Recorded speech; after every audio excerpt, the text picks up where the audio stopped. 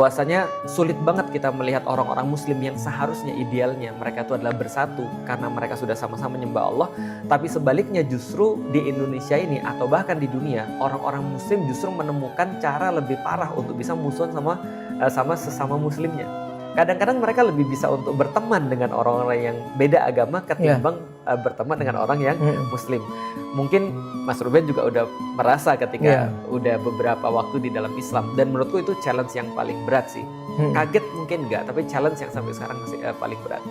Seolah-olah kayak kita tuh kayak nggak cukup cuma dipakai nama Allah gitu. Maksudnya kita harus mengkotak-kotakkan diri lagi untuk sesuatu. Contoh misalnya kayak gini ya, kalau sama-sama orang sudah bersyahadat, ulama-ulama zaman dulu mereka mengatakan ikatan yang paling ringan atau paling rendah sesama muslim adalah sholatnya masih satu kiblat. Artinya kalau sholatnya masih satu kiblat itu sudah satu ikatan sebenarnya, walaupun sangat rendah sekali. Tapi kan sebenarnya kita nggak dicukupkan cuma sekedar sholat, sama-sama muslim, tapi orang akan nanya, kamu organisasinya mana? Kamu kunut atau tidak kunut, misalnya dalam hal sederhana. Tarawehmu 23 rakaat atau 11 rakaat dan seterusnya. Nah menurutku itu adalah sesuatu yang challenge banget sih bagiku secara pribadi. Jadi challenge itu juga kayaknya setiap orang juga masih beda-beda. Banget. Ya, tinggal kita bisa menyelesaikannya itu dengan kepala dingin atau dalam suasana hati yang memang benar-benar tidak ingin bertanya lagi, langsung kita menuju ini jawabannya. Betul. Ya? Dan challenge itu di dalam Islam, Mas Ruben, akan Allah berikan sesuai dengan kita kayak tadi, dan sesuai dengan apa yang paling kita cintai.